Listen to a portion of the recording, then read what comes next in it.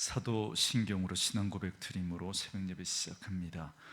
전능하사 천지를 만드신 하나님 아버지를 내가 믿사오며 그 외아들 우리 주 예수 그리스도를 믿사오니 이는 성령으로 잉태하사 동정녀 마리아에게 나시고 본디오 빌라도에게 고난을 받으사 십자가에 못 박혀 죽으시고 장사한 지 사흘 만에 죽은 자 가운데서 다시 살아나시며 하늘에 오르사 전능하신 하나님 우편에 앉아 계시다가 저리로서 산자와 죽은 자를 심판하러 오시리라. 성령을 믿사오며 거룩한 공회와 성도가 서로 교통하는 것과 죄를 사하여 주시는 것과 몸이 다시 사는 것과 영원히 사는 것을 믿사옵나이다. 아멘. 이 아침에 우리에게 주시는 하나님의 말씀은 역대하 30장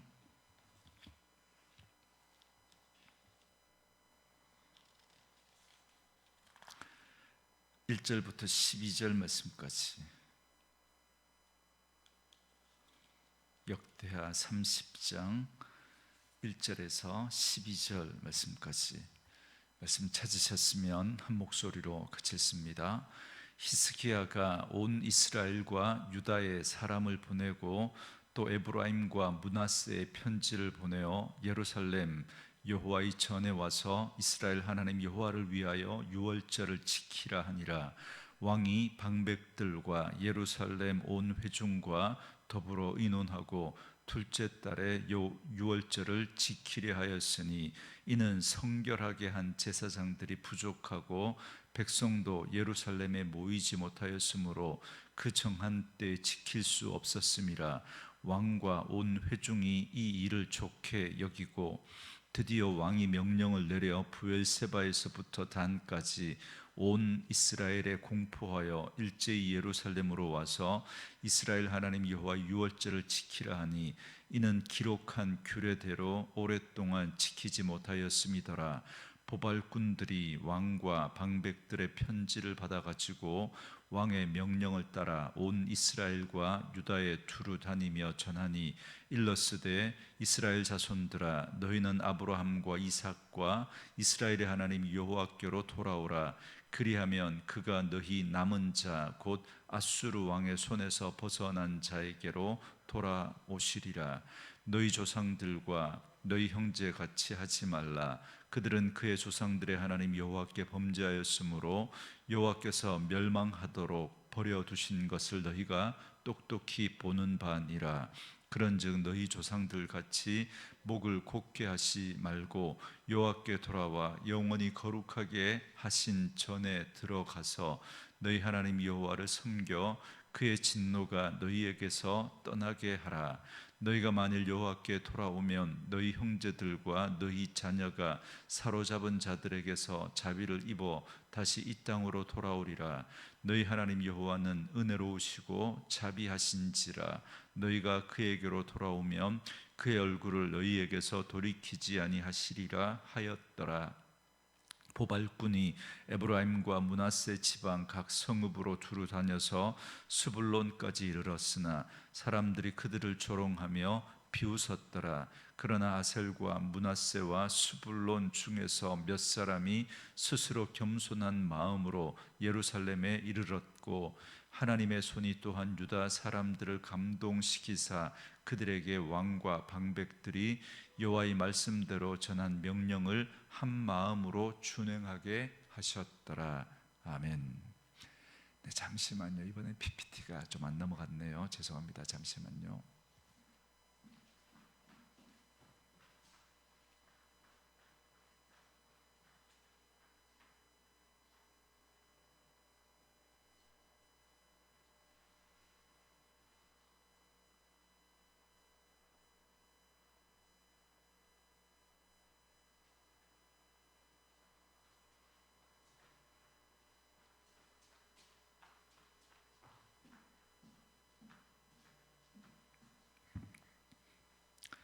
네, 오늘은 함께 읽으신 역대하 30장 1절에서 12절 말씀을 중심으로 유월절 준비와 초대라는 제목의 말씀으로 잠시 은혜를 나누겠습니다. 히스기야는 그의 아버지 아하스가 죽고 단독으로 나라를 통치하자마자 가장 먼저 성전을 정결하게 하고 그 성전을 하나님께 봉헌했습니다. 그러면서 무너진 예배가 다시 회복되는 모습을 우리가 어제 살펴봤습니다. 부흥의 전조가 그렇게 정화된 성전에서부터 드려지는 그 예배의 모습에서 나타난다라는 사실을 살펴봤습니다. 그게 뭐냐면 그들이 자원에서 헌신했고 그것이 또한 무제한적이었고 계속적이었고 또한 기쁨으로 그렇게 했다라는 것입니다. 어제 살펴봤던 내용인데요. 이제 오늘은 예배의 회복에 있어서 유월절을 회복하여 거행하는 모습이 나옵니다.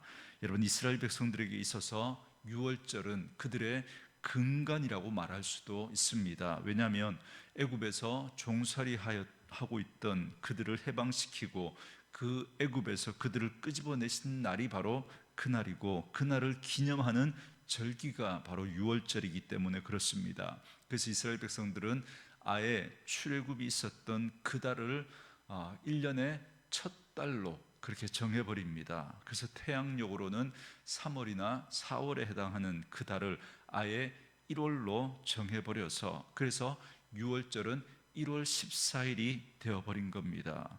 오늘 본문은 그 6월절을 회복하기 위해서 준비하는 내용입니다. 먼저 1절 말씀해 보시면 히스기야가 온 이스라엘과 유다의 사람을 보내고 또 에브라임과 므낫세의 편지를 보내어 예루살렘 여호와의 전에 와서 이스라엘 하나님 여호와를 위하여 유월절을 지키라 하니라 이렇게 말합니다. 히스기야는 온 이스라엘과 유다의 사람을 보내서 예루살렘 성전에 와서 유월절을 지키라라고 그럽니다. 그런데 우리가 여기서 좀 눈여겨볼 게 뭐냐면 온 이스라엘에도 사람을 보냈다라는 겁니다. 그러니까 북이스라엘에도 사람을 보냈다는 겁니다.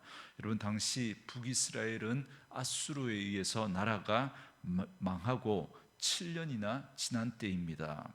그렇게 나라가 망하였기 때문에 북이스라엘 백성들이 방황하고 있을 때 히스기야는 그들에게도 함께 유월절을 지키자라고 그들을 초청하고 있다라는 겁니다. 여러분, 북이스라엘이 왜 망했습니까? 우상 숭배로 인해서 하나님께서 그들을 치심으로 망한 겁니다. 그렇기 때문에 그 땅에 남은 백성들은 유월절은커녕 예배마저도 사라져버린 상태였습니다. 그러나 이들이 예루살렘 성전에 와서 함께 유월절에 동참하게 된다면 온 이스라엘이 함께 회복의 자리로 나아가는 계기가 될 것입니다. 그래서 전령들이 초청장을 가지고 온 이스라엘과 유다 전역을 다니면서 유월절에 참여할 것을 독려했던 겁니다. 특히 북이스라엘 백성들에게는 나라가 아수르에게 망한 이유를 분명하게 밝힙니다. 너희들이 망한 건 하나님께 범죄했기 때문이다. 그러므로 다시 그 죄의 길로 가지 말고 여호와 하나님께 돌아와야 한다. 그러면 하나님께서 외면하지 않으시고 포로된 자들마저 돌려 보내주실 것이다 라고 담대하게 전합니다. 그게 6절부터 9절의 내용입니다.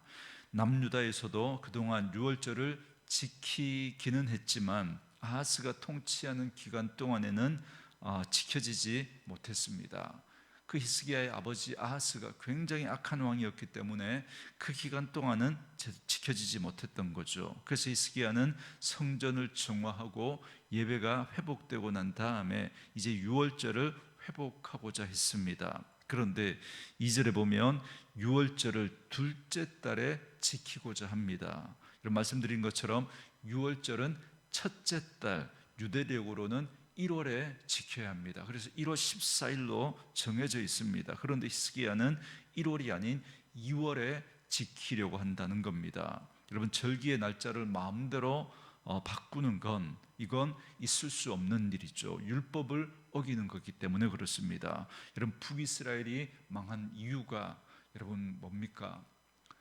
베델과 단에 금송아지를 세워놓고 예루살렘 갈 것 없다. 여기서 제사 드려라. 그러면서 레위인이 아닌 아무나 제사장을 세워버리고 날짜도 지나는 절기 그 날짜도 마음대로 바꿔버렸지 않습니까? 그것 때문에 하나님께서 북이스라엘의 그 심판 이유, 멸망의 이유를 그것 때문이라고 말씀하셨지 않습니까? 그런데 오늘 히스기야가 6월절에 절기를 한 달이나 뒤로 미뤄버립니다. 여러분, 이건 율법을 어기는 거죠. 그런데 표면적으로 보면 이건 6월절을 어기는 것 같은데, 그런데 잘 보시면 이건 율법을 어기는 것이 아니라 오히려 율법을 잘 지키기 위해서 그렇게 한 겁니다. 여러분 3절에 보시면 6월절을 한 달 뒤로 늦추고 그렇게 드리려고 했던 이유를 말씀하고 있는데요, 이는 성결하게 한 제사장들이 부족하고 백성도 예루살렘에 모이지 못하였으므로 그 정한 때에 지킬 수 없었음이라 그럽니다. 6월절을 지키려고 하는데 제사장들이 턱없이 부족한 겁니다. 왜냐하면 선왕이었던 아하스 때 예배를 아예 예배를 폐하여 버렸기 때문에 16년 동안 새로운 제사장 수급이 전혀 이루어지지 못했습니다. 그뿐만 아니라 아직 예배에 참여하지 못한 제사장들은 정결례를 이렇게 마쳐야 되는데 그걸 아직 정결례를 마치지 못한 그런 상황이었던 거죠. 제사장이 사역을 하기 위해서는 먼저 자신을 정결하게 하는 속죄제를 드리고 자신을 요제로 바쳐야 합니다. 그런데 그 정결 의식을 충실히 이행한 그런 제사장의 숫자가 턱없이 부족했던 겁니다. 게다가 백성들도 아직 예루살렘에 다 모이지 못했습니다. 그래서 히스기야는 방백과 회중과 더불어 의논하고 한 달을 미루어 2월 14일에 지키도록 한 겁니다. 왜냐하면 민수기 9장 6절부터 13절에 보면 사람이 부정하게 되어 6월절을 지킬 수 없게 되면 2월 14일에 지키도록 하는 그런 율법이 있기 때문에 그렇습니다. 그렇기 때문에 히스기야는 마음대로 이렇게 그 날짜를 바꿨던 게 아니라 6월절을 정말 율법대로 하나님이 정하신 그 규례대로 잘 지키기 위해서 그렇게 했던 거죠. 그렇게 해서 이제 히스기야는 보발꾼들을 보내 다한에서부터 브엘세바까지 온 이스라엘 사람들에게 공문을 보냈습니다. 히스기야는 남유다는 물론이거니와 북이스라엘에 멸망하고 남은 백성들에게까지 편지를 보냈습니다. 그 내용이 7절과 8절인데요, 너희 조상들과 너희 형제 같이 하지 말라. 그들은 그의 조상들의 하나님 여호와께 범죄하였으므로 여호와께서 멸망하도록 버려두신 것을 너희가 똑똑히 보는 바니라. 그런즉 너희 조상들 같이 목을 곧게 하지 말고 여호와께 돌아와 영원히 거룩하게 하신 전에 들어가서 너희 하나님 여호와를 섬겨 그의 진노가 너희에게서 떠나게 하라 그럽니다. 북이스라엘의 조상들이 하나님께 우상 숭배로 범죄해서 하나님이 멸망하도록 내버려 두신 것 너희들이 똑똑히 보았지 않냐? 너희 조상들처럼 목을 곧게 하지 말고 하나님께로 돌아와 성전에 와서 하나님을 섬김으로 하나님의 진노가 떠나게 하라, 이렇게 말했습니다. 그리고 또 이렇게 말하죠. 9절인데요, 너희가 만일 여호와께 돌아오면 너희 형제들과 너희 자녀가 사로잡은 자들에게서 자비를 입어 다시 이 땅으로 돌아오리라. 너희 하나님 여호와는 은혜로우시고 자비하신지라. 너희가 그에게로 돌아오면 그의 얼굴을 너희에게서 돌이키지 아니하시리라 하였더라 그럽니다. 히스기야는 북이스라엘 백성들이 돌아오면 아수르의 포로로 끌려갔던 자들도 다 돌아오게 될 것이다 라고 말합니다. 당시 아수르의 식민 정책은 민족 혼혈 정책을 펼쳤습니다. 그들은 자신들이 정복한 나라에서 귀족들이나 똑똑한 사람들을 잡아다가 자신들이 정복한 또 다른 나라에 이주를 시키고 피를 섞어버리게 하는 거죠. 아예 독립 같은 건 하지 못하도록 민족의 정체성을 그냥 흐려버립니다. 그래서 아예 독립운동 같은 건 생각하지 못하도록 민족 말살 정책을 그렇게 피를 섞는 것으로 그렇게 했던 거죠. 그래서 북이스라엘 백성들 가운데 귀족들과 똑똑하고 유능한 사람들을 강제로 아수르가 정복한 여러 나라에 흩어져 살게 한 겁니다. 그리고 다른 여러 민족들로부터 또 그렇게 잡아온 사람들을 이 북이스라엘 땅에 흩어 살게 했던 거죠. 그래서 피를 섞어버린 겁니다. 그래서 이때 생겨난 사람들이 바로 사마리아인들입니다. 그래서 순수한 혈통을 중요하게 생각했던 남유다 사람들은 피가 섞인 그 사마리아 사람들을 이방인보다 더 업신여겼던 겁니다. 아무튼 히스기야는 북이스라엘에 남아있는 자들에게도 초청장을 보내고 하나님께 돌아오라고 했습니다. 그러면 하나님은 은혜로우시고 자비로우신 분이시기 때문에 그의 얼굴을 그들에게서 돌이키지 아니하실 것이다 라고 말씀을 전했습니다. 그런데 히스기야의 이 편지를 받은 북이스라엘 사람들의 반응입니다. 10절부터 11절에 보면 안타깝게도 그들은 히스기야가 보낸 그 보발꾼들과 그 편지를 조롱하고 비웃습니다. 그렇지만 그 가운데 아셀, 므낫세, 스불론 지파 가운데 일부 사람들이 겸손한 마음으로 예루살렘에 이르게 됩니다.